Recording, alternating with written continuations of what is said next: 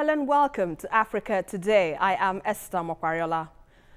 In a world where terrorism has evolved into a phenomenon, recurring events bear tales of how insurgents are a threat to global peace, national security and human existence, especially in parts of Africa where the idea of witnessing the next day is almost uncertain for residents. Well, now the unfortunate situation means soldiers have to regularly take position behind enemy lines, fighting to defend territorial integrity, ensuring national stability and restoring peace at the expense of their own lives. And so we ask, what are your thoughts on the fight against terrorism in parts of Africa, especially in Nigeria, in the last 8 years? Well, you can join the conversation and share your thoughts with us on Twitter at TVC News NG. We'll take a report now, and Africa Today will be right back. Welcome on board. For more than 3 hours, the Mitele killings was the subject of discussions on the floor of the House. The motion brought under matters of urgent national importance by Deputy Minority Leader Chukwuma Onyema elicited varied reactions from members. They are disturbed that despite huge funds budgeted for security, soldiers still complain about the non-availability of sophisticated equipment to match those of the terrorists. We need to investigate. We have appropriated large sums of money. We've approved large sums of money in this house for purchase of equipment and payment of salaries and allowances of our soldiers. But what do we get in return? We are still under siege. I can no longer travel to my state, Sokoto State, in peace and confidence because that area has been overtaken by bandits.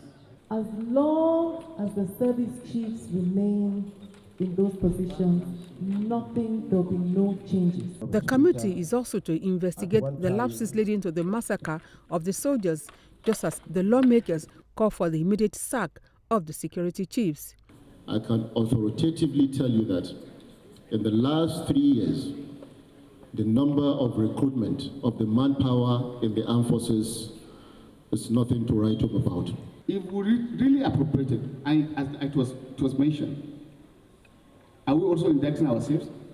Because we have the primary sole responsibility of ensuring whatever is appropriated is being utilized in the manner it should be. They charged the authorities to lay to rest speculations flying concerning the incident by publishing the names of the slain soldiers. The legislators are optimistic Nigeria will soon overcome its security challenges, but want key actors to be guided about the sanctity of human life in the discharge of their duties.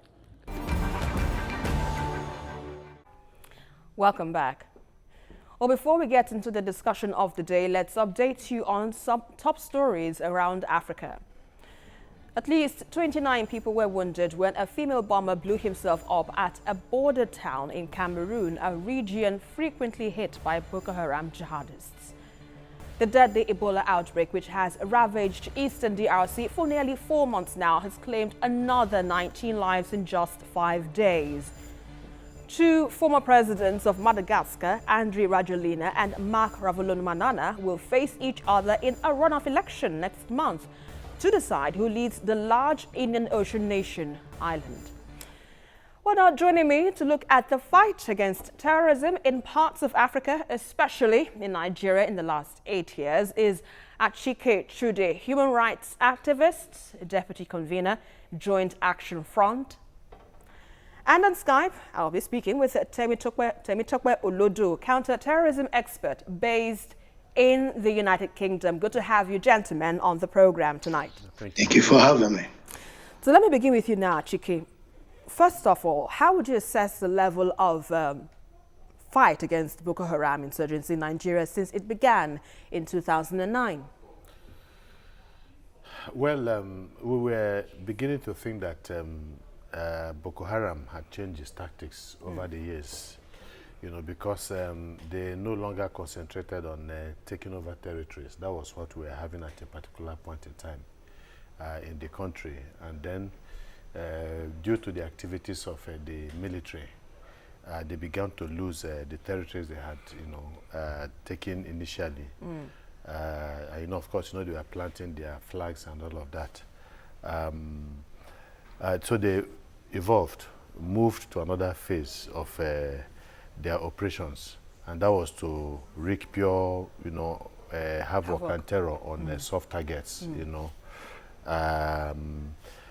blowing themselves up, suicide bombings and all of that, hitting soft targets, and that has been what has been going on for a very long time. And I think that was a sign of a weakened Boko Haram, because at that stage they could no longer take on the military, they could no longer challenge the military.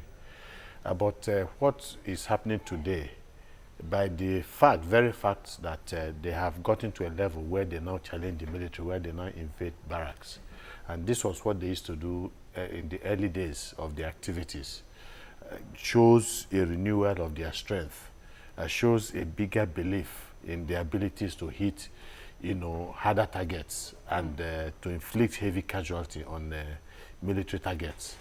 And so what it tells you is that Boko Haram has mutated. It has, gotten to that stage where they have regrouped to a very large extent. They are stronger than they have ever been before. And in fact, what is happening is that they are not exactly holding territories in the sense, of like we saw maybe around 2013, 2014. But there are certain places in the northeast where the army cannot feel comfortable operating in. And so what it tells you is that these are areas, these are territories that are still under the control of Boko Haram to a very large extent, because the army will find it very difficult to go to those places and remain there. No, but should that be the case? Because we're talking about the Nigerian army here. They should have more resources to tackle the enemy lines. Yeah, well, it's embarrassing what is going on. Really, it's embarrassing. And if not that the country itself is also mired in all kinds of socio-political, economic contradictions, we would have said that this is not the kind of army that we should be proud of. You understand?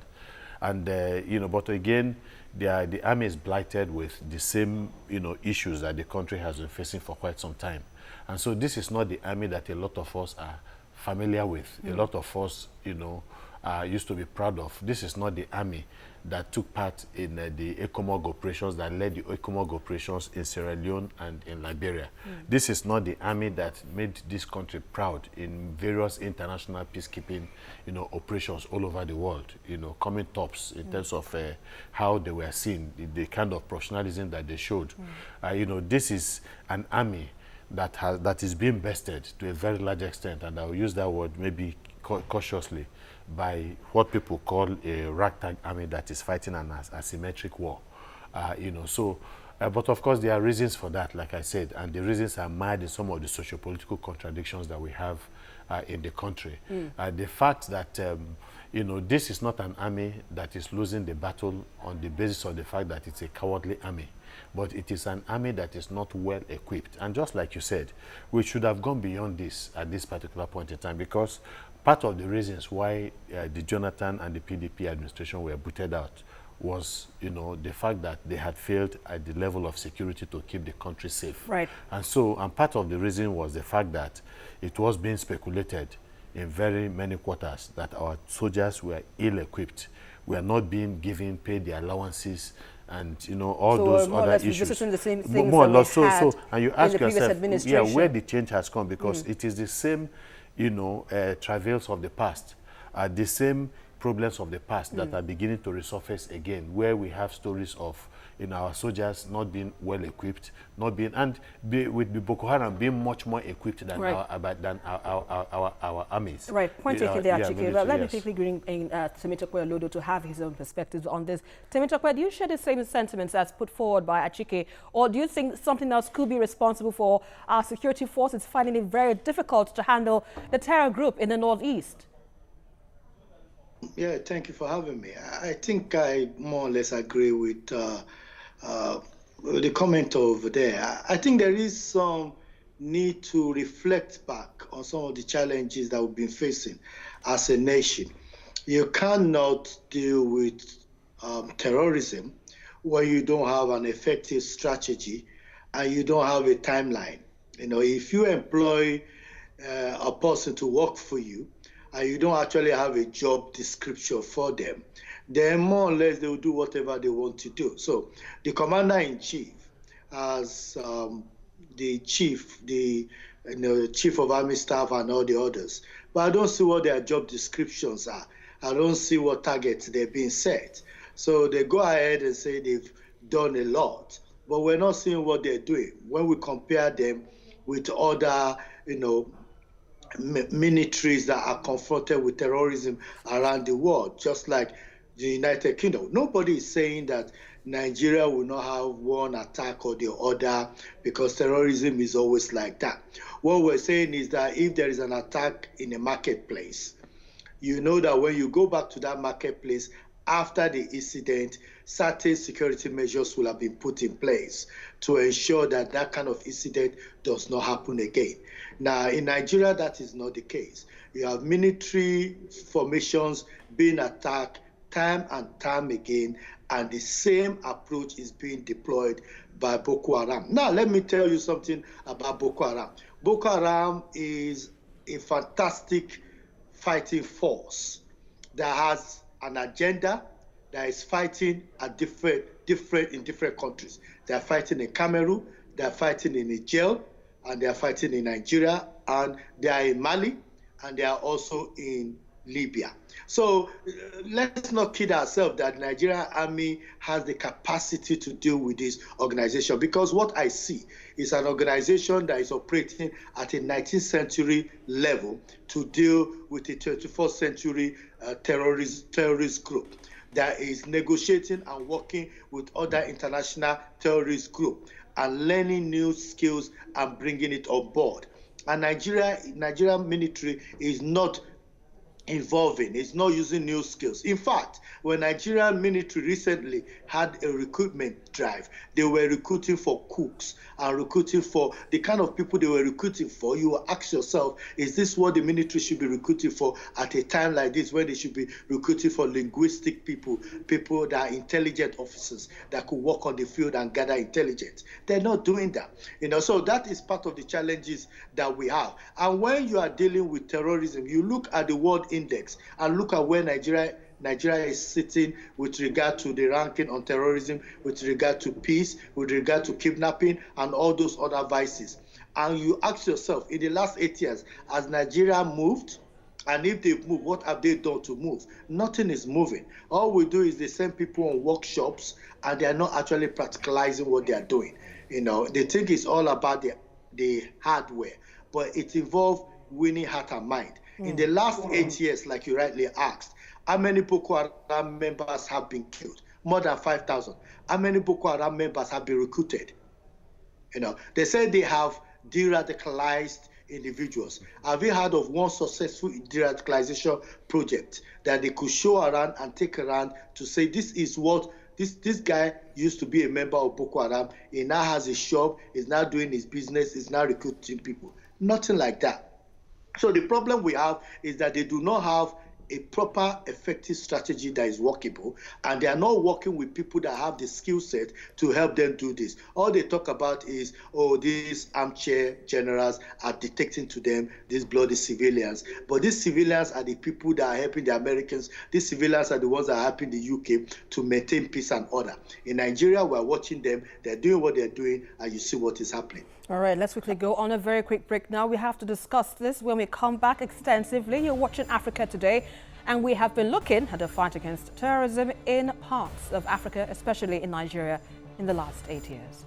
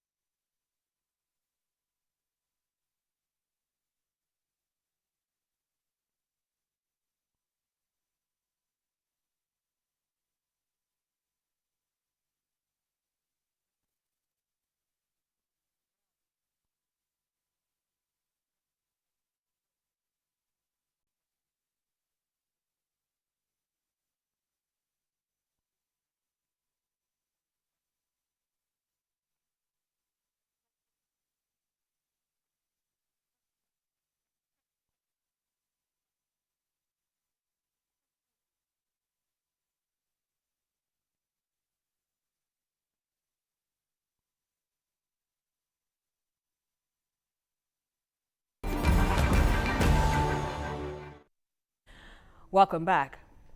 Now, parts of the Sahel region in West Africa have basically known no peace in recent years, with Al-Qaeda-linked militia groups, Boko Haram insurgents, and IS linked to groups going beyond borders with a tendency to strike at will. Now, earlier today, Nigeria's President Muhammadu Buhari was at the Chief of Army Staff Annual Conference in Borno State, northeast Nigeria.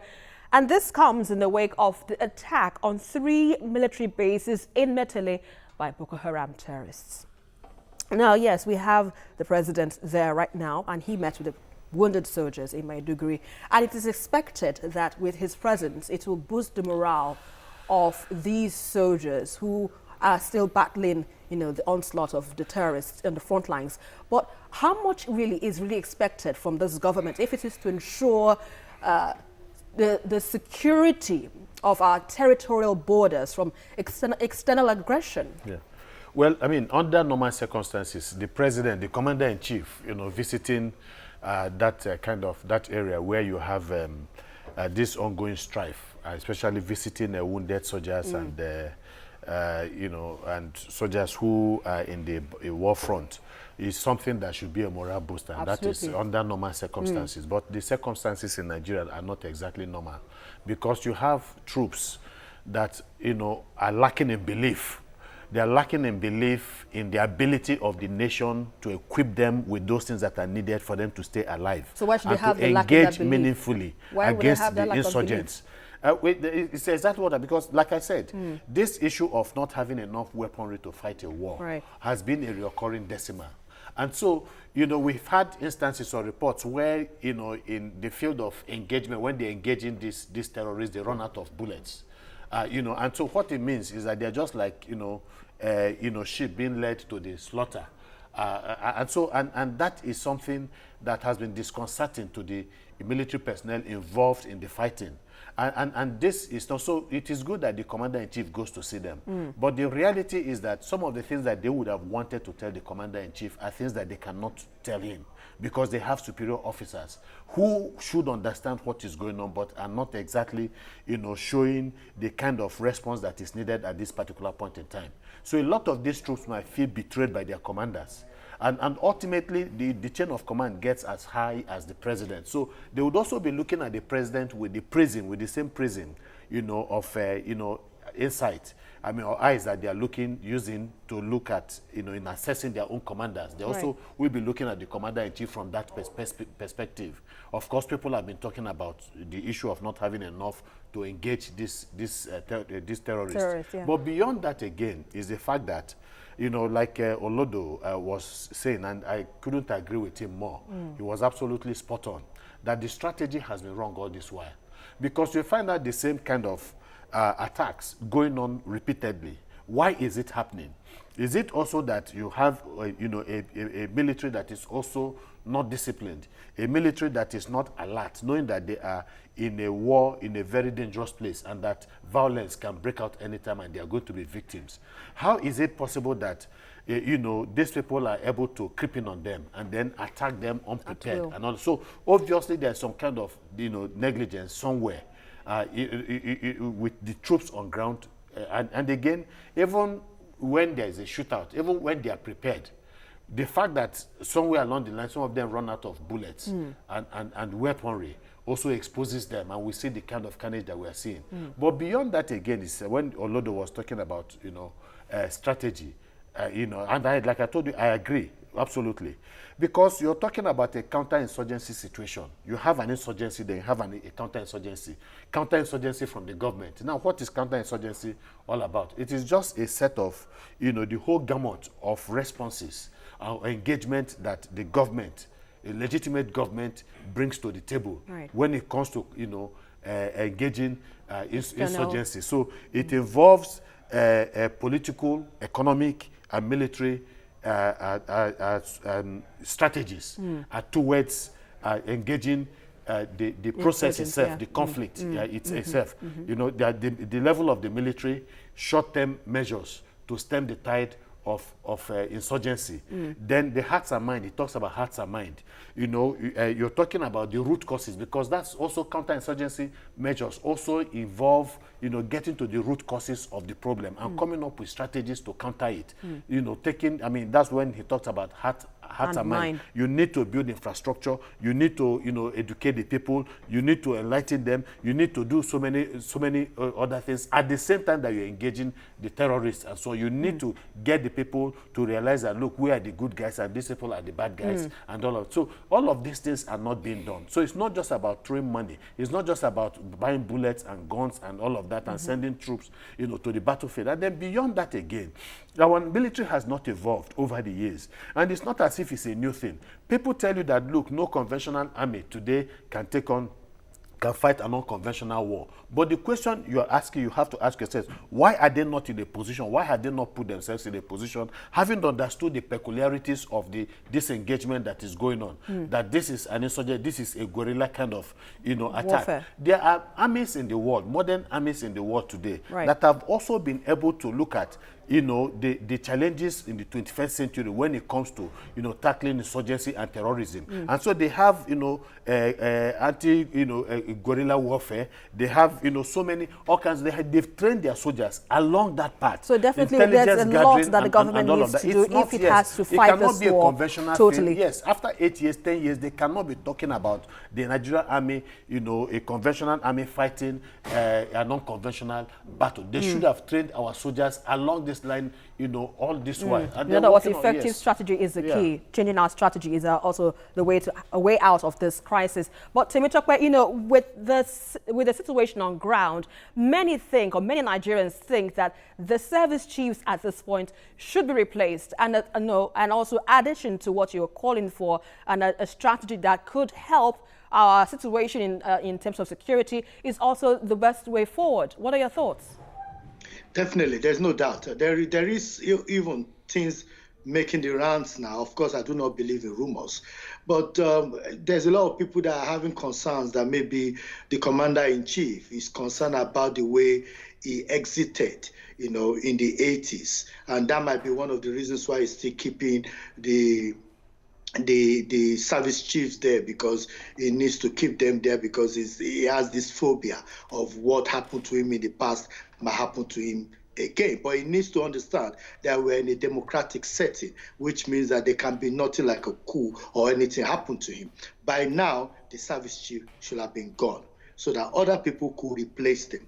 But more than that, it took the president more than 1 week before visiting those individuals. The president does not need the permission of the service chiefs to call directly to the war front and say, I want to speak to the commanders. Bring the commanders down to Maduguri. I want to speak to them in a closed door, shut the door, let them talk to me one-to-one. What are your challenges? It's not about sacking anybody. It's more about finding out what are the challenges in the field. He being a general, he knows what it takes. And even if he's rusty in terms of the fact that he's no longer a commander, once a general, is always a general. So he can relate with them. He understands the language they speak, and he'll be able to engage with them. If I was advising the president at this point, I will shut down our border with all our neighboring neighbors that we're having impact with, so that we can exactly assess where these people are coming from. Boko Haram is not a ghost. I repeat, they are not coming out from a black hole, engaging our people and turning back. For them to kill people, go into a barrack and kill the commander, and then walk away freely. Where is the air support for the barracks or for the formation that is there? So number one, block the leakages, close the border so that these people can come in. Ensure that there's a blockage of weapons to these individuals. You know, engage in the discussion that is happening in Mali and Libya, so that we know where the weapons are and we're stopping that flow. Then stop the recruitment that is taking place with Boko Haram. Why is it that Boko Haram is able to recruit more people? Nigeria has more money than Boko Haram. Why should we not be able to recruit more people to ourselves? And when we talk about military, of course, we've been advising these people to do things differently as they've not been doing it. By now, they should have special unit that could be dropped into the heart of hearts where Boko Haram is, and for them to cause damage, plant some bombs in there. There are even times when the military will pretend as if they are losing to the insurgents and give them equipment which are tracked. If cars that you have, if your 5 million or 3 million naira car has a tracker, how come the vehicles that Boko Haram are taking away do not have trackers? These are the kind of things that is making a lot of us who work in this field to wonder if indeed we are really serious about tackling the issue of Boko Haram. Because from every indication, it shows that we are not really serious about stopping the tap and ensuring that these people are gone or are eliminated completely. But the sooner we get our hands on deck to get this matter behind us, the better for us all as a people in general. But I just wanted to add that ultimately at the end of the day, whether there is incompetence, and again, you cannot rule corruption from what is going on today.